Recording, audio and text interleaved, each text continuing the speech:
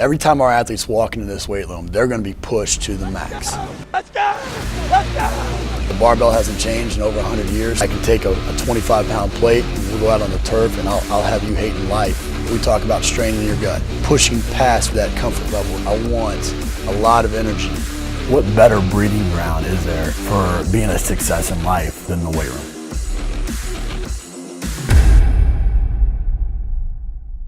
Hey guys, welcome back to Iron Game Chalk Talk. I'm your host, Rob McKeefery, and this is episode number 310. I want to thank you guys for listening each week. Really appreciate those of you that like, share, comment. It just helps us continue to highlight the great coaches that we have in our profession. I also want to thank our sponsor, Train Heroic, for bringing these episodes to you for free. I think the world of Train Heroic as a platform, but more importantly, I think the world of them as people, and they're constantly striving and trying to improve it. So if you're in the market, please reach out to them. If not, the next time you see them at a conference or something, just let them know how much you appreciate them being part of the show. This week, I'm joined by a buddy of mine, Justin Schwind. He's the tactical performance coach at the Special Warfare Center. Longtime buddy. He's been, known him since he's been at South Alabama, doing some fantastic things, man. Appreciate you coming on the show. Thanks. Appreciate it. I lost your video there. There we go. Got you back. Perfect. Well, Justin, we'll jump right into this thing, man. I mean, you've been, most recently South Alabama, but I mean, you've been Mississippi State, Rice, Birmingham Southern. I think you went to school at Texas State, maybe even. With special operations. Which one of those stops had the biggest impact on you as the coach that you are today? I would definitely say the longest had the biggest, and that would have been at South Alabama. I was there at 9.5 years.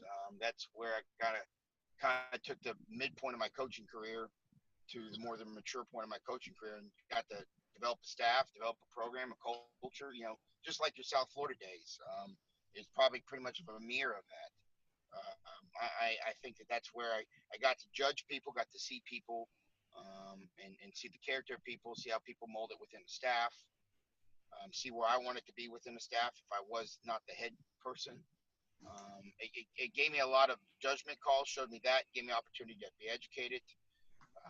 I got to run the show, so heavily on that piece, heavily on a culture piece, heavy on understanding personalities. That was a great experience. Obviously, as any job in the collegiate setting, when a coach gets let go, you usually find the same pink slip in your mailbox. So, yep. That was the end show for me, but no regrets at all. Very much so. Have great relations with people still there.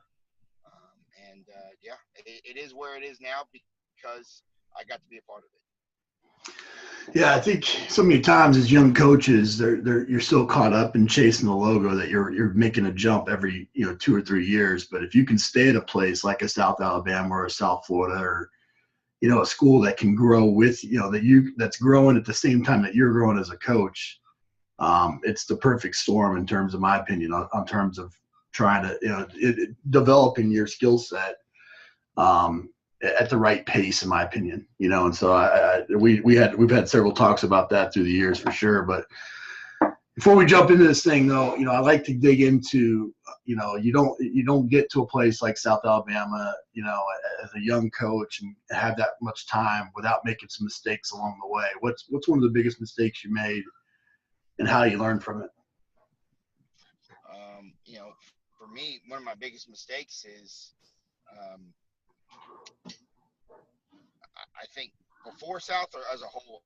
As a whole, yeah, as a coach. Yeah, I think not listening to my peers when I vet people for hiring them.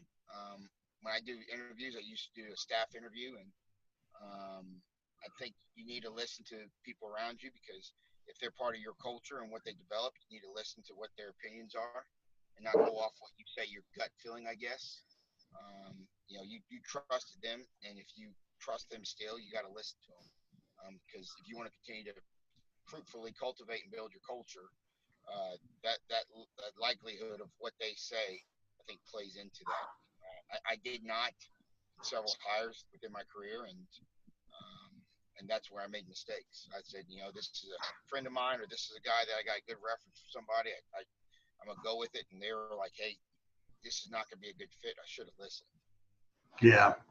So, I mean, it's one of the things that we talk about quite a bit on the show is, to be a great strength coach, you have to be a great technician, a manager, and an entrepreneur. And the hardest part is managing people, and, selecting those people is important. And what's ironic about the whole thing is you're now at a place where you're part of, you're working with special forces, and right at the cusp of when people have been selected, going through the training to kind of before they go off to SF groups and whatnot. That process, what have you learned in that process about the recruitment or talent identification, that can be applied to strength and conditioning? I think more than anything is from coaches all day long say, hey, we're gonna bring a kid in that might be edgy, but we're gonna make them tougher. We're gonna change them. And the kid, in my case, the soldiers are who they are. They've made a selection because who they are. Like they have the grit or they don't have the grit, and they made it through. And now the process past that, that's just gonna be from them adhering to the process and staying the course, and they're gonna be successful. I'm a big believer. Now, are you gonna have your outliers? Sure, but you can't base your culture, your program on trying to change everybody because it's not going to happen. Your culture needs to be consistency. How do you balance that between, obviously kind of, growth mindset of with being a coach and thinking that you can affect change in people? What attributes do you believe are those intangibles that just they're not going to, the leopard's not going to change its spots? And which attributes are the ones that you think people can actually change? I think discipline. I think discipline and good habits. And really that comes through consistency. Doing what you believe in over and over again for the purpose of developing those good habits, aka the discipline. I cannot say that enough. In any aspect of life, what you're saying is if that zebra has the wrong color stripes, is it bad habits or is it their character? Because if Right. it's bad habits, you can clean up those bad habits with good habits. But if it's the character of the person, you ain't going to change that. Agreed. When you're dealing with, you're on the front lines there. That what's the biggest area of improvement that needs to be made from these soldiers being selected to being able to be that functioning, warfighter? Well, the mentality they have, the standard soldier is they're going to do one of two things. Either they're going to love to go long distance and run a long time, or they're going to really love to do some sort of CrossFit component. So in that, they do a lot of cyclical patterns that create a lot of inefficiencies within their overall just mechanics. So realistically, as crazy as it sounds, is teach these guys great foot control because it's poor. I do a lot of stuff barefoot now with these soldiers because they have zero idea what it means to actually grab the ground or push into the ground. And then two, work on a lot of rotary stability because they don't have it. They lack it. Very poor. And I'm up here at Fort Bragg, so 82nd Airborne. So these guys, every one of them jump out of an airplane at least once a month. So I see probably double, if not triple, the injuries from jumping out of an airplane than they do going to combat. Right. Current combat right now is not very intense. So these guys jump out of airplanes. You can see any injury under the sun they come with, and 9 out of 10 times because they are very poor in their trunk stability. So when they land in bad posture, bad position. They can't control it. And then two, they're just really poor in their overall balance and control because they do those two things. Like I said, they CrossFit and they run miles. So a lot of these guys, I'm going to do a marathon, or I'm going to go ruck 12 or 15 miles. It's okay, but let me see you do some single leg stuff. They fall Right. over. So it's those little things like that when you do that, and then do a lot of rhythmic stuff too. I think just basic speed mechanic stuff. An A march, A skip. Anything like that, skipping, hopping, jumping. They don't know how to do it or do it well rhythmically. They're very mechanical or robotic in that, and understanding a great movement patterning allows them to stay healthy over the long term. What lessons, what lessons, I mean, obviously you spent most of your career in team sports. You're in that, you're at a place where one of their primary missions is to develop leaders and develop decision makers. And what are some of the things that you've taken away that could be applicable to the team setting from a leadership training or character development standpoint? The biggest piece is just make sure, I think Jocko talks about it well in his extreme ownership book. Just one, taking on that ownership mindset is no matter what happens, the blame goes to no one else but yourself. Don't be a victim. I think in this culture today, everybody's the victim. And these guys, why they're such great leaders and why they're able to execute such difficult missions is because they take that ownership. I mean, regardless if they're the sergeant all the way up to the full blown colonel, they take ownership, and it's instilled in them. And like I say, you have it or you don't. And these guys instill that ownership piece. It means a lot. They're not blaming anybody. If something happens, they accept it. They accept the consequence and they move forward. Absolutely. Well, making that move, having spent most of that time in the team sports setting, probably wasn't. I mean, it was easy in some ways and probably hard in some ways. What's the biggest difference, and what were some of the things that you needed to develop your skill set on when you came from college to the tactical setting? Well, two real big things. I mean, the biggest is the discipline factor from team sports in college to now. It's if you took a pyramid, it's inverted. Yeah. The top, everybody's disciplined. I mean, when I set stuff up, I don't have to do very little. The soldiers do it all. Back at South Alabama, I remember I'd spend an hour early if we had to set up some circuit on the field, which I know you did all day long too when you do. And you'd spend an hour, if not longer, setting that up. And same thing, vice versa, at the end, cleaning it up. Right. In this setting, it's all done for you. So just that culture of everything taking care of itself. The weight room, they clean the weight room. Now, do I go spot clean it daily? Sure, but they clean it every day. So Right. that's mind-blowing to me.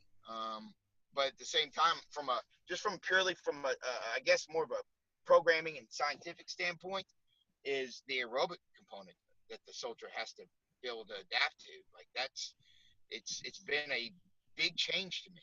I never ran anybody in any sport besides maybe a cross country. I never worked with crew, anything more than probably 800 meters at a time. And now I got guys that got to go yearly, have to do a 12-mile ruck, and have to go run 2 miles pretty much every 6 weeks for their PT test. Right. So in that process, have to develop and integrate an aerobic program and have that consideration in the overall balance of the program. It's hard because I never have done it. Sure. So it's reaching out to other guys in the field and understanding where they're at and what their global concept of the tactical side is. We, they had one of the colonels speak at the NSCA conference, and everybody's hearing a lot about these hundreds of jobs that are going to be potentially coming down the pipe in the military. What do strength coaches that are listening need to know about that, and where's the opportunities lie? Sure.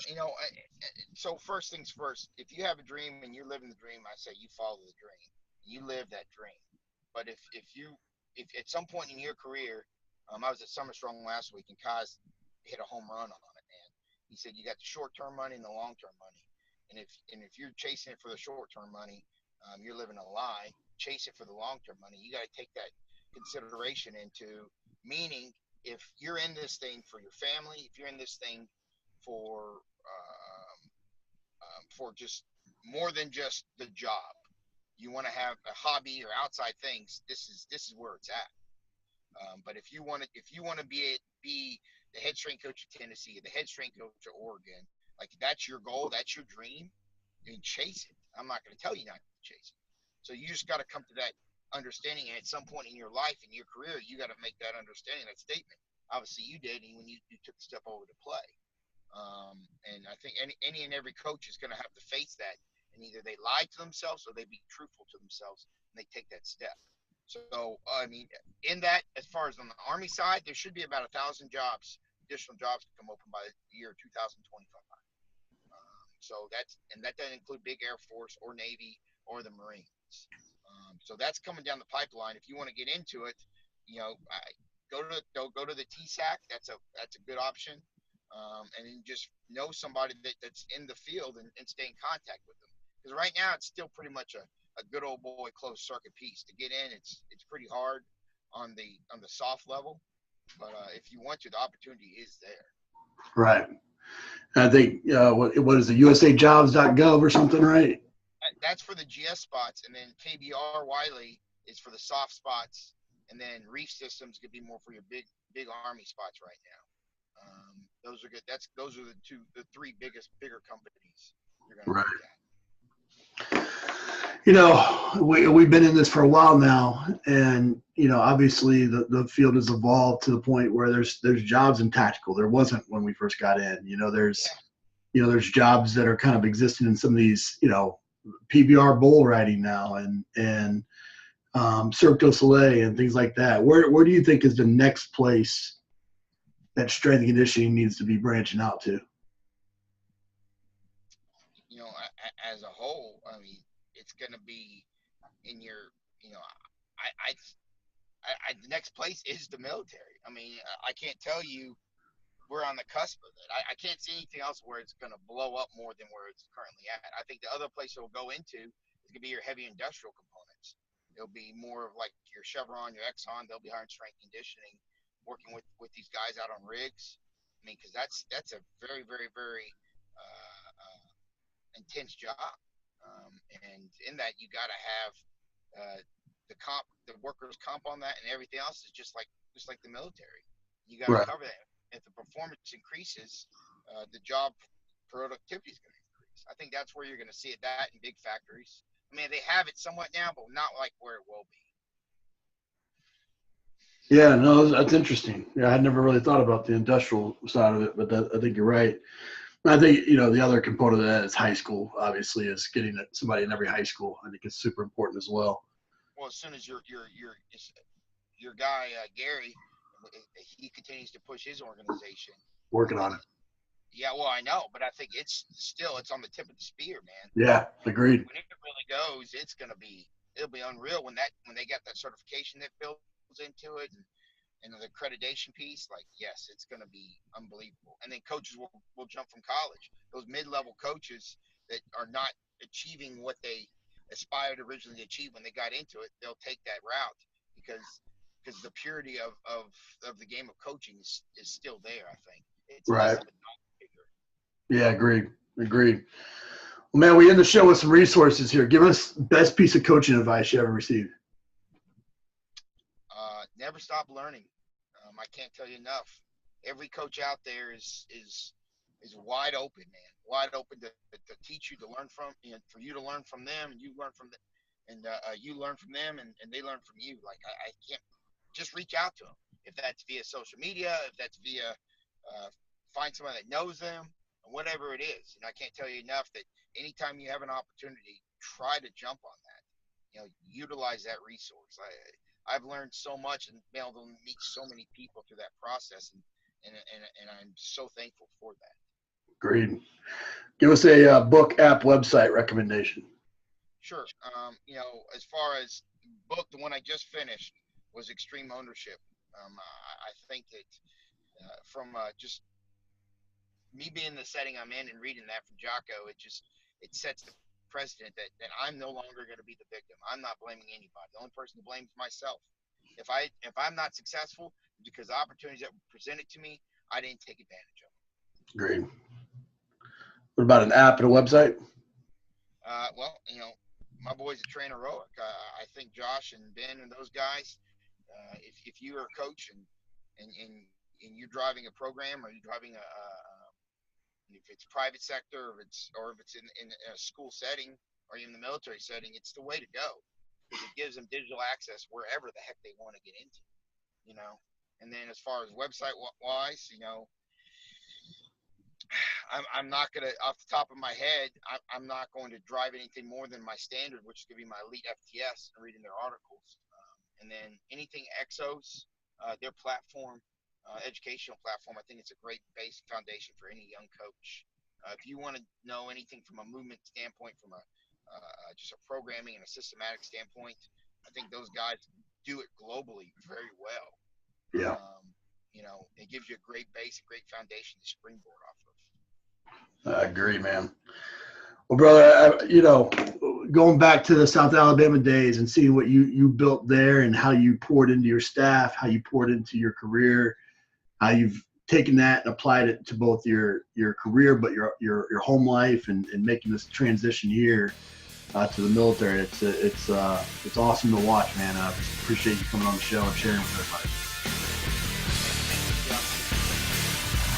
That's it for this episode of Iron Game Chalk Talk. Thanks to this week's guest as well as our sponsors for bringing this episode to you for free. Make sure to check out ronmckeefery.com where you can join our mailing list, find the show notes, including all the links and resources mentioned, and information about Coach McKeefery's other products. While you are there, please join Coach McKeefery in the comments section thanking our guest for sharing.